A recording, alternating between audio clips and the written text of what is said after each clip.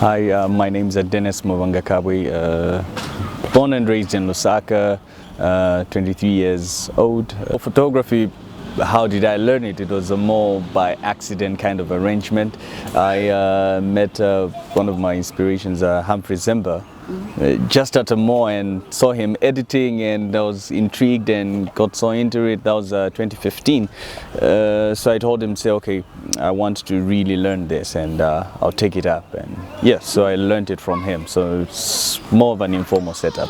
Yeah. So who am I as a photographer? I think I find myself doing everything and anything, because for me it's a livelihood. This is what I do for a living, and so but what I love doing mostly is shooting studio photography. For me is like my major thing, but I get to shoot weddings, corporate events, documentary photography as well. So pretty much all genres of photography I get to do all that. Yeah, of course it's fun. You have to really understand the people as well as your environment. For example, shooting here in Lusaka is different with you shooting maybe on the Copperbelt province or the northern province, and so you have to now understand how to go about it. So shooting in Lusaka, you have for example, I just don't shoot anybody.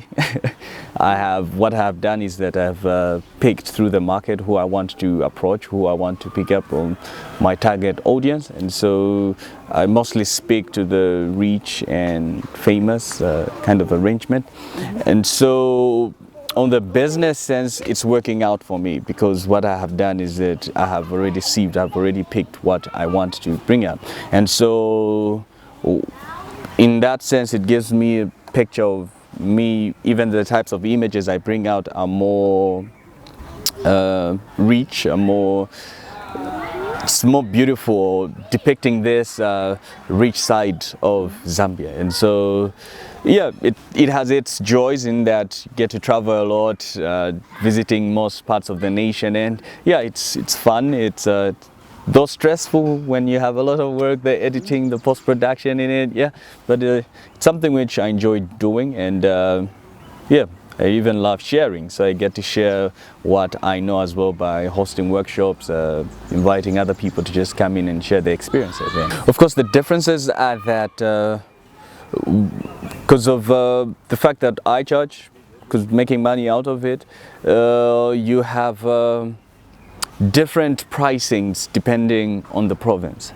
So for example,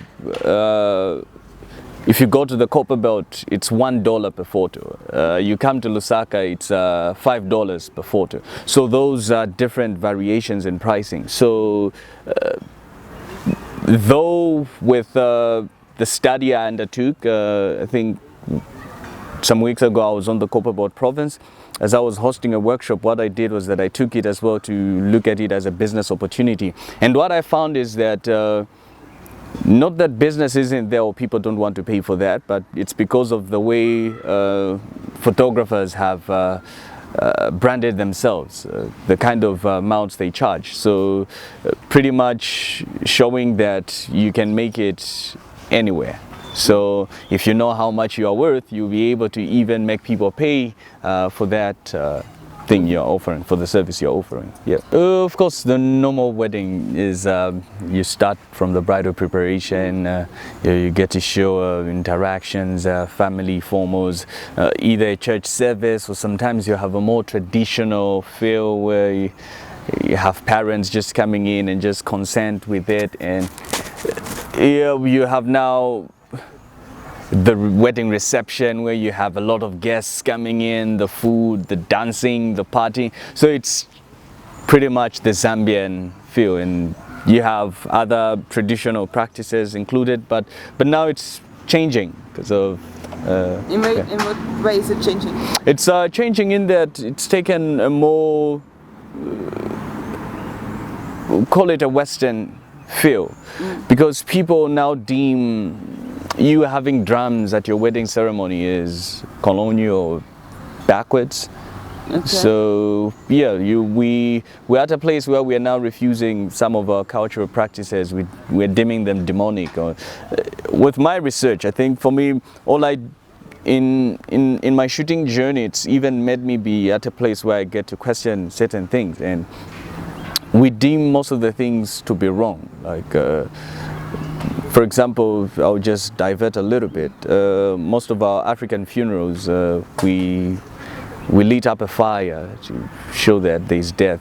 There are even drums, and most people are shying away from that without knowing why was that done. So all those things, we're at a place where we're being fed with information which we now feel is the right information, when we now are forgetting about our past, not asking questions, and pretty much it. And so even with my photography journey, I think most of the times, in as much as I'm more on the showing the rich side of Zambia, but as well bringing in the cultural aspect of it. So making people question themselves, asking themselves questions. It's okay, why do we do this? And why are our cultural practices like this? So yeah, so you get to see at weddings, the bride who gets to fall, what does that symbolize? So all those things, but now people are running away from that, not knowing that the kneeling or the falling by the sides is just showing respect, paying respect to the parents for what the parents have been able to do,